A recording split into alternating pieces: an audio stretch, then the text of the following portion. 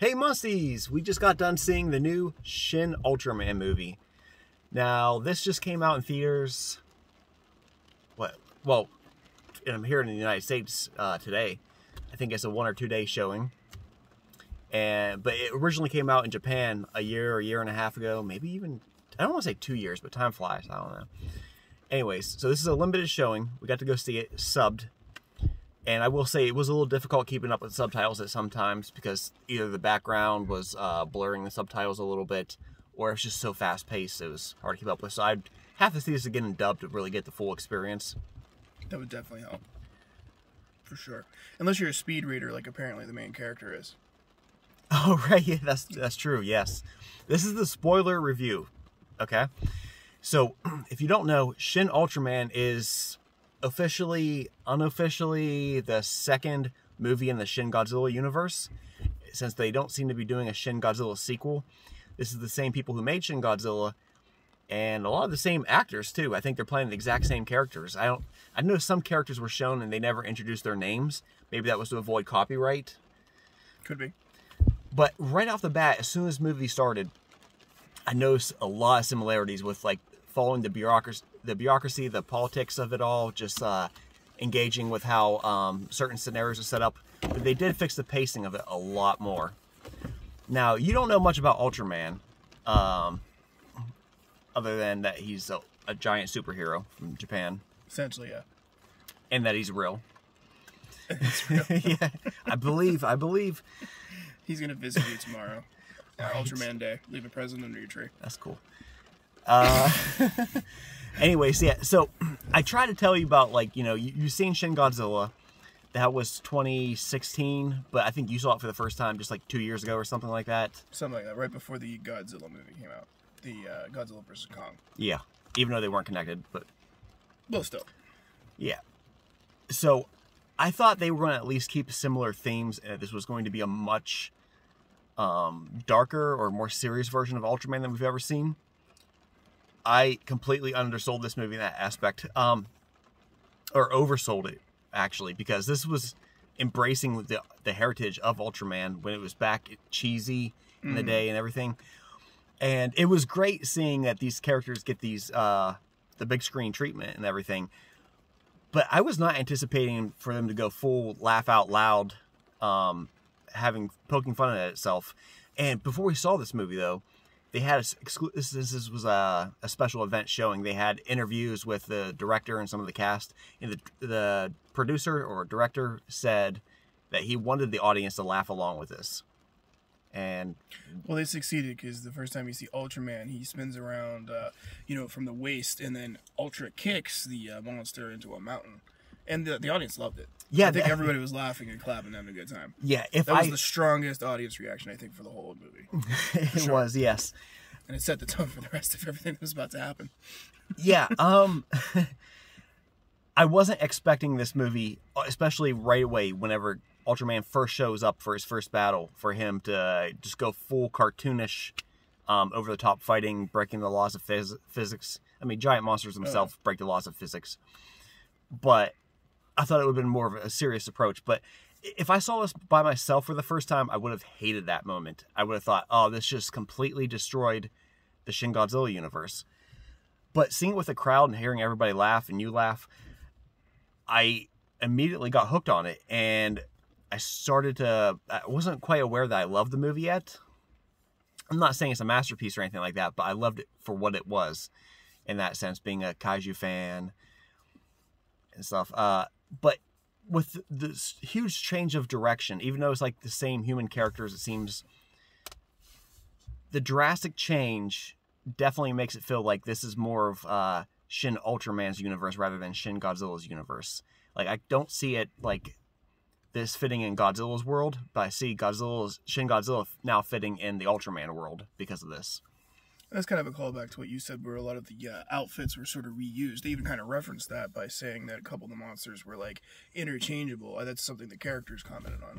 Yeah, there was that part where they talked about only the face had a common trait between the first three monsters, which we only saw the first two I recall. I only remember. I only remember there was a lot that happened in this movie. There might have been a third monster. I completely missed it. Because again, remember, during the first maybe minute, 2 minutes, there was a montage of all the monsters they defeated up to this monster that you see actually Ultraman fight, and the whole time there's a lot of action happening, and then there's the subtitles, and then there's also different characters, Japanese popping up too. So we could have simply missed it. There was a lot going on. Right. So I can't wait for the dub, like you said. Yeah. That'll help make everything more clear. Right. And back to the interchangeable comment. I think, you were saying it was homage. You were saying that I was saying that it was homage to the original take. Yes. To the original Ultraman series, where they would just get the leftover recycled Godzilla costumes and then just keep repurposing them and repainting them and redoing them to make all new monsters. I think that's what they were hinting at when they were talking about the first three monsters having similar traits, which I noticed that they were talking at one point about this being monster number 8, and they showed a whole bunch of monsters during the montage. I need to go back and recount that and see if Godzilla was monster number 1, because they didn't show Godzilla there, but they showed Shin Godzilla, and what was the first monster from Ultra Q, I believe. They paid homage to, like I said, the monsters from Ultra Q in the beginning credits of Shin Ultraman. And that actually goes into a bigger thing I wanted to say is Shin Ultraman, it seems to be a one-off movie for Ultraman himself before they move into the next shared universe character, which is Shin Kamen Rider. Shin Ultraman pays homage to Ultra Q, Ultraman, and probably several other iterations of Ultraman from the decades of material that they've put out.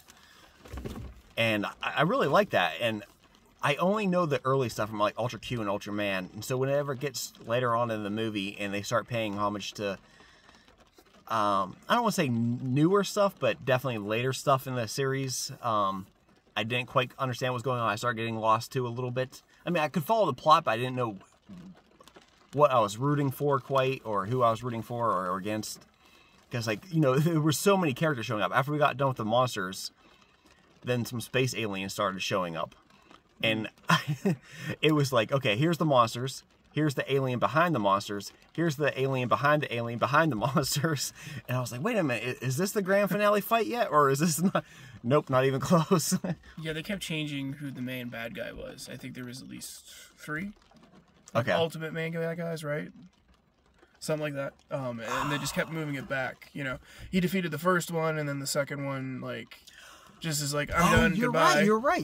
There was 3 overall villains besides the monsters. Yes. Yeah, I don't really count the kaiju. They sort of leave. The kaiju were working for Zappa, which when Zappa showed up, that was the moment I realized, if I'm pronouncing the name correctly, Zappa, the alien with the trench coat and the hat, just standing in the shade in the dark. That is when I realized I loved this movie, just because of how cheesy sci-fi and out of it completely was. And I was telling you before, the original foundation of Ultraman is Ultra Q, which was pretty much the Japanese version of the Twilight Zone, where they would do crazy subplots of, you know, like these mysteries would always happen, but they would somehow always be tied into a monster that they didn't realize was there, you know. Like, what might they do? They might fall into like a time travel portal, and then you think, okay, maybe something crazy is happening, like they discover some alternate dimension. Turns out, no, it's the monster next door is like projecting psychic waves and making them think that they're traveling through time or something. That never actually happened, but it's just something completely unrelated, how they connect a giant monster with an unrelated subject to do a monster of the week fight thing for the Ultra Q.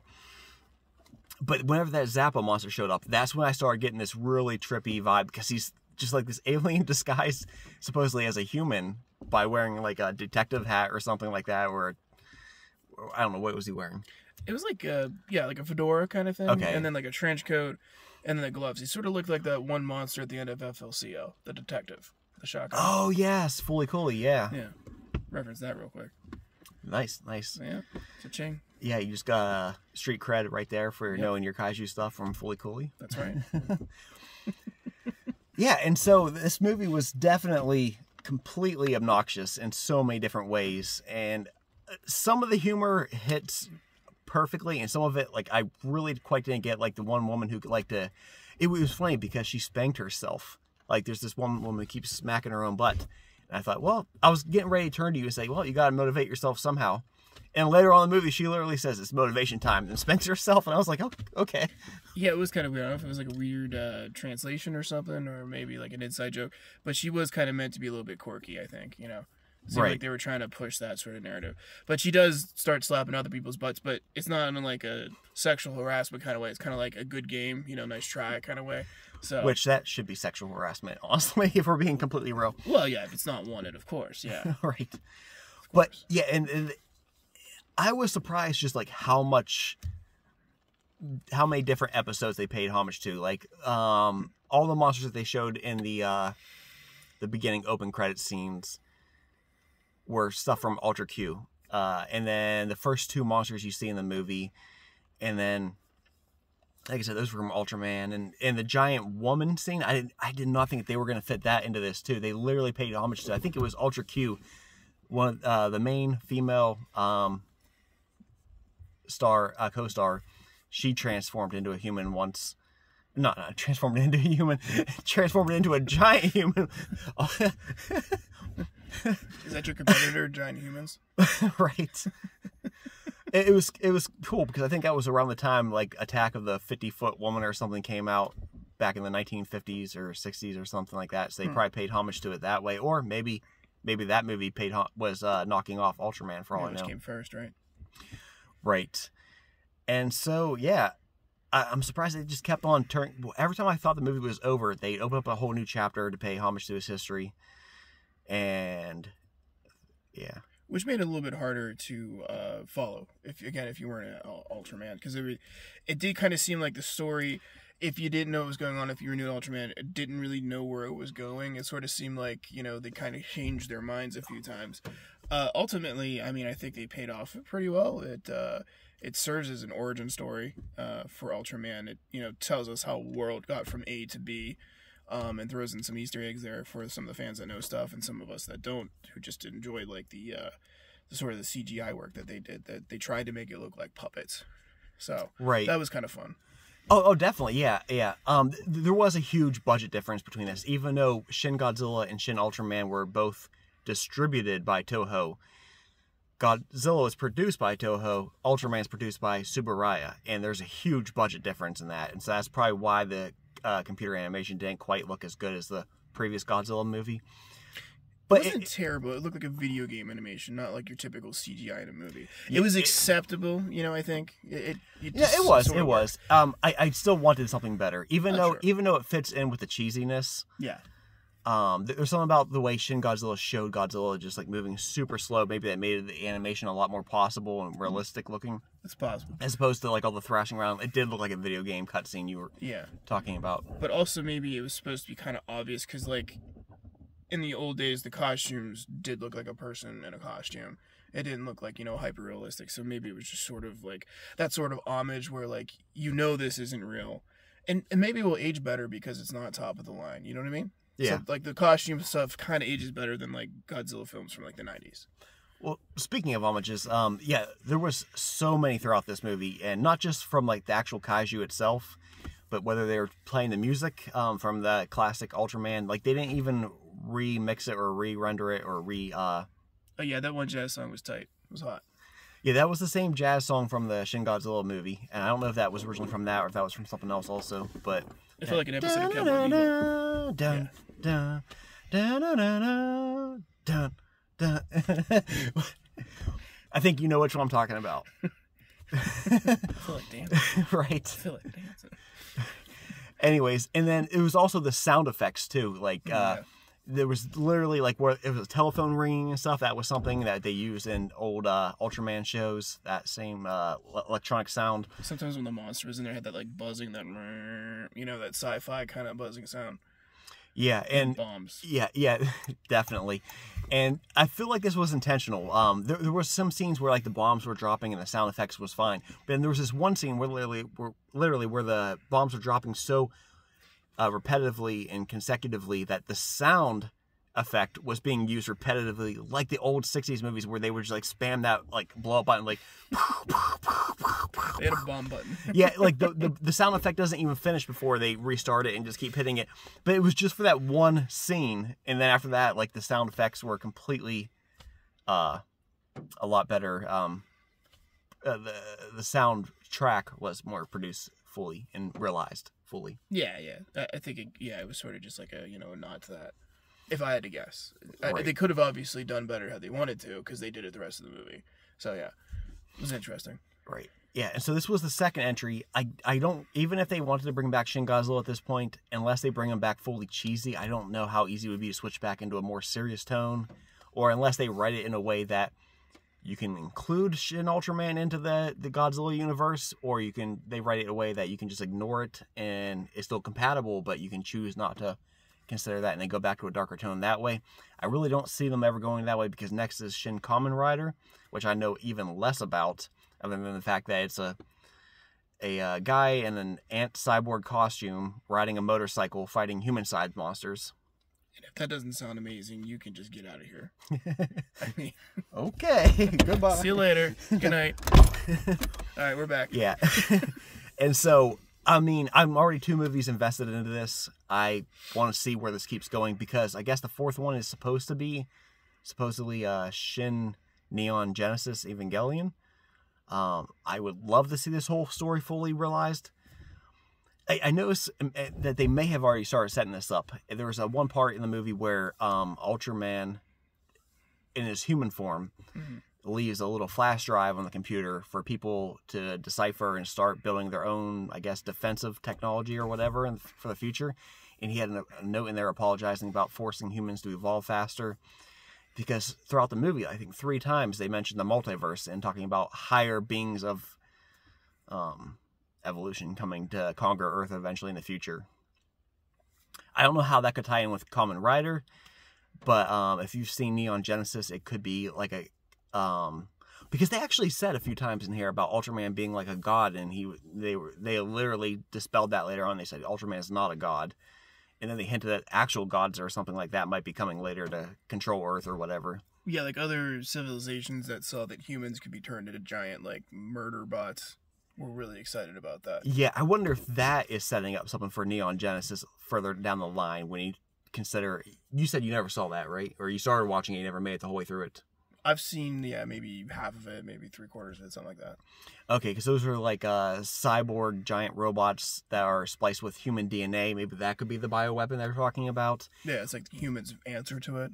But then there's like these angels coming from supposedly God or something like that to force judgment upon Earth to, I guess, force the next branch of evolution or reboot humanity. That could be the reference right there. I don't know exactly for sure. But yeah, there was definitely some other moments too where in the movie they, back to the cheesiness, where they literally paid homage to Ultraman scenes where he was just like a little toy on a string flying through the sky in the old TV shows. Just being like jerked around, because he like was losing control of his flight body. Yeah, it was literally CGI here in this movie, and yet they still made his movements act like a little toy and stuff bouncing around. But yeah, I wish I could break down the plot for you guys, but I am so overwhelmed with everything we just watched. They hinted at, these monsters are, supposedly they started from Godzilla, because they hinted a few times at stuff like that. They don't come out directly and say that, but they allude to Godzilla being the start of something which was caused by humanity's own disregard of nature, with like nuclear pollution. Yeah, that's a good point. Like, the one monster was, I guess, trying to absorb the radiation, right? That was the one with the drills. I think that's what he was, yeah. What second bad guy said. And then, what was the first one supposed to be? The first one was, like, going after electricity. Yeah, they basically wanted to take all the electricity. But I don't know if he was feeding personally off the electricity, because they said he was, but he was using it as a weapon. As well, yeah. So maybe he was just using that to get the energy to eventually to get to the nuclear power plant or something, but... Oh, yeah, because they did say that they were connected somehow, even though it wasn't clear. I will agree with you. Like, the whole story itself is very kind of sloppily written. I loved it, but like if you sat me down and said, "Hey, pick out where the first act ends and the second begins and the second ends and the third begins," Yeah. I have no idea where it was. And like I said, the message, the first half of the movie is, like watch out for nuclear weapons. Like the monsters are after this. And then it turns out, no, humans are bioweapons, and that's what the aliens wanted to enslave humans for. It was like two different movies mashed together. Right. And I loved it. Right. Uncomfortable part, of course, was the smelling scene. The smelling scene. Yeah. I was thinking. Yeah, that was a bit weird. You ever like see something that you're uncomfortable with and you're just like kind of cringing up? That was me. I was kind of like folding into a folding chair. Well, it was supposed to be a little bit cringy and awkward. I think that was the whole point of it. But they're also probably trying to show like how Ultraman is. I mean, he is able to come up with this like mastermind plan of teleporting himself by detecting her scent through dimensions and stuff like that. I thought that was the other guy's plan, and then Ultraman just had to carry it out. Because remember, he used the stuff on the drive, and he figured out that he could use his button to create a black hole. No, I think the scent scene was long before that. That was when the second villain showed up, and he had that giant that beta box or whatever, and he wanted to create a whole bunch of giant humans and stuff. And so they were there with the government. Oh, when he catches it. That's right. He uses to find the big beta box. Yeah. Because she's apparently in a helicopter nearby or whatever, where he wants to throw that beta box into the helicopter behind him without looking. Yeah. Yeah. And so I guess I don't know why he had to go into a different dimension for that. I guess because it was still happening in Tokyo. What was his name? Mephiles or whatever was his name? Yeah, I don't know much about Mephiles. He must be from the later Ultraman stuff, or at least a couple seasons further than I've made it. But apparently he would have been able to detect Ultraman at the ceremony event where he was gaining control of their government or whatever. And so Ultraman had to get there by going through a different dimension. And so he relied on smelling her scent through the dimensions. But it was still awkward, though. Yeah. But, yeah, Musties. Is there anything else you want to talk about really quick? No, I think it was pretty cool. It had a lot of callbacks to like the 60s with some of the visualizations. So, I think they did a lot of care to use modern technology and mix, not so modern methods to, I think, try to make people like you happy. Well, it worked. It's not what I wanted, but maybe it was what I needed, and I just didn't realize it. Yeah, sometimes you just need to be told no. Wow. Good thing I know how to take no for an answer. That's true. Anyways, so yeah, I'm 2 films invested into this. I can't wait to see the third one, even though I know nothing about Kamen Rider. Join the club. Right, yes. Yeah, I'm just excited to see where this goes, and hopefully the next one will spin my head even more. Wait, I did want to say, I do like the choreography of this movie and stuff. Like, they were, just, even though the CGI wasn't necessarily up to snuff compared to the last Godzilla movie, I did just like the fight scenes and stuff, just seeing these, because Godzilla moved very slowly, but here you have Ultraman, like, dodging drills and stuff like that, and I loved seeing that second monster use his tendrils, dig him into like the mountainside behind him, and anchor himself upward so he could stand upright and fight Ultraman like that. I loved that. Or even like when Ultraman, I think, was fighting. It must have been the first bad guy, the first like overarching bad guy, Zebo or Zappa, whatever his name was. How their choreography was actually kind of did like the same time kicks at it a couple of times, but then throw people into stuff. So it was like kind of fast paced, but still believably slow because they're large objects. You know what I mean? Like if they move too fast, then they would look too small. Well, he was the one that was able to create the fake Ultraman, right? Exactly. Yeah. When it was Ultraman versus Ultraman. For a second there, I couldn't remember if it was the golden one, but no, it was the red and silver Ultraman versus the red. There was definitely a few moments, and maybe we can reenact this really quick here, that I don't want to say they scared me, but they definitely had the potential to be startling and catching off guard. Like whether it was that moment where Ultraman, when he's kidnapped and he's reuniting with that girl who was coming to save him, and then at the last second, the fake Ultraman's hand comes crashing through all of a sudden just out of nowhere and it grabs her. Or the other scene when Zappa's talking to Ultraman in the car, and you don't even know he's there yet, and he just puts his hand up here like this. Yeah, it's almost like he was trying to hold and his then, hand. Well, yeah, and then he just reaches over top and grabs him. I don't know, that caught me off guard. You were supposed to reach up there and grab my hand, but you didn't do I it. see. So that was really awkward. So I'm just sitting up here with my hand in okay. front. Yeah. Good team. Good team. Monster. Yeah. For me, it wasn't scary just because I had no idea what was going on. Right. I was like, at a certain point, I just started accepting things. I think you remember me like, yeah, sure, why not? Like when the body disappeared. Yeah. Because like he absorbed his body. I'm like, yeah, sure, okay. We can do that now. Well, there's a certain degree didn't really absorb you have him. to like accept what's He going didn't on. absorb him. He was like that first monster. I think he just turned invisible with him, and so nobody would see them walking away. His own dead body? Oh, no, I'm talking about when they were sitting in the car. Oh, okay, I'm yeah. sorry. No, well, yeah, that too, but like later in the movie, at the like, very end, he's, yeah, like, and looking stuff. at his dead body. Yeah. And, When like, Ultraman is and meditating or something. what was it? I can't remember what his name was. Kawagaga. Count Chocula. I'm sorry, I cannot remember what his name was. Don't even try. Don't even try. I shouldn't have. Just say the main character. I'm gonna say something inappropriate if I keep going. Yeah. Stuff by accident.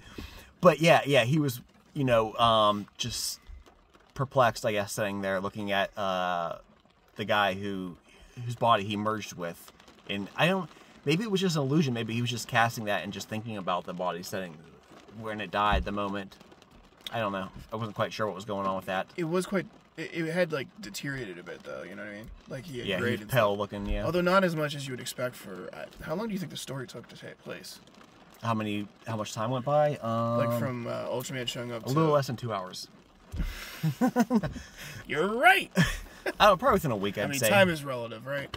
I would say within like a week's time, this all Okay. happened. So yeah. Yeah. I don't know. Yeah. So you Maybe it's checked. just supposed to be fun. You, by the time like halfway through the movie, whenever the Zappa car scene happened, you I was had already mentally kind of checked out, and you were like, I have no idea what's going on right now. It wasn't until like further on in the movie for me, once we got to not Mephiles, the Golden Ultraman, who was the real villain, which I thought he was going to be on his side because I thought they're all family, but he wanted to wipe out humanity, and then they released that Zephron monster, Zac Efron or something. Yeah, Zac Efron. Efron is his name. Zac Efron, yeah. Yeah, Who could only say his name? It was just a giant Pokemon gun type. yeah. I mean, I love the visual of just being able. It reminded me of like that Star Wars scene from Rogue One, whenever the heroes are on the ground, they look up in the sky and up in the orbit, they see Star Destroyers start arriving. Yeah, because you can see the gun guy forming above the clouds, kind of like just above the stratosphere, and he takes up a huge space. I remember the government was like, "We're not going to talk about it," and I was like, "You can look at it." Yeah, but I think my argument was, but the average citizen doesn't know what that thing's doing up there. They're already used to aliens showing up at this point, so now there's that up there, but they don't realize it's there to destroy them, so they just think, oh, this is kind of normal at this point. I don't know. I guess it depends on how long the story's been going on. So if it's a week, that wouldn't be normal yet, I don't think. But maybe it doesn't matter. I think with movies like this, you need to kind of just like, kind of like how I did. You just kind of just accept that it's not going to make sense, and it's just a fun ride. You know? Right. Well, I mean, by the time that comes around, they're already at like monster number 8 or something. So they've already seen so many different monsters appear that they might just think it's another monster. But yeah, but that big in space, I don't know.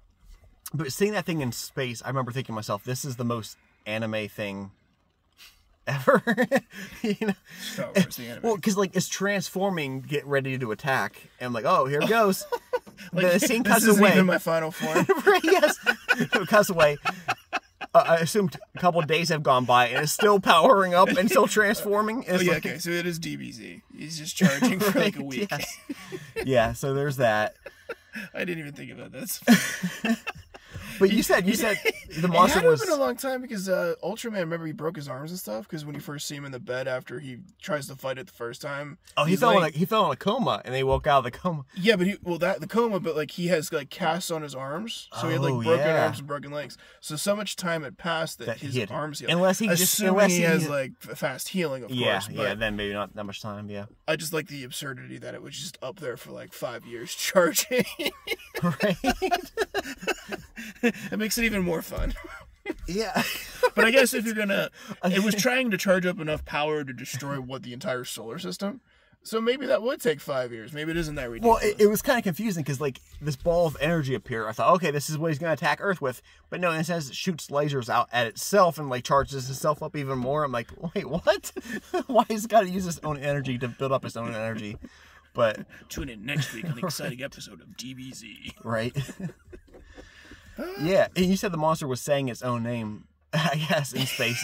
I didn't realize. I thought it was doing a countdown to attack. It was like tick. Talk. No. Tick. Talk. I don't remember what its name was, but it was saying its name because I was It like... was like what is it? Zephron. It was like Zephron. It was Zephron. It's I like know Teflon. Ultraman fans are in the audience right now are hating me for saying this, wasn't making it? fun of him. I think it was Zappa. No, Zappa was the first one, the detective-looking alien. Yeah, I think you're right. Anyways, I even in the time of the movie, I'm like, what is this, a Pokemon? Because it just kept saying its own name. Like, it doesn't even... Why would it need to say its own name? Like... Yeah. I mean, I don't know what else there is to say about this movie at this point, man. That's true. That's true. We've kind of torn it apart. But again, yeah, it's a fun ride if you let it be a fun ride. Oh, for sure, yeah. If you try to take it too seriously, you're not going to have a good time. You just have to accept that, it's just a silly, fun movie. And there's some serious parts, and there's some absurd butt slaps, but at the end of the day, it's just a story. And it tries to put forth a good message. And do fan service, and do this and do that. So there's a lot riding on any filmmaker at this point. So it's you're never gonna see something that's 100% for you. Well, Shin Godzilla is, do I want to say the biggest Japanese movie ever made, or the most successful Japanese movie ever made? It's, or maybe someone's passed it by this point, but it is one of the biggest movies ever. So to follow up something like that with a title that's even smaller than Godzilla is an impossible feat. But like I said, I enjoy it as more of it all being Shin Ultraman's universe rather than Shin Godzilla's universe. But Musties, let me know what you think of this. Are you okay with the direction that they're heading with this? Did you even get a chance to see this in the limited 2-time showing, or are you still waiting for the dub? But are you happy with the direction that this is heading in? Maybe, I know most of us wanted a Shin Godzilla 2, but are you curious to see at all what they're planning for the future? All right, Musties, thanks for watching. I'm Giant Musties. This is Big Muncies. Have a good night.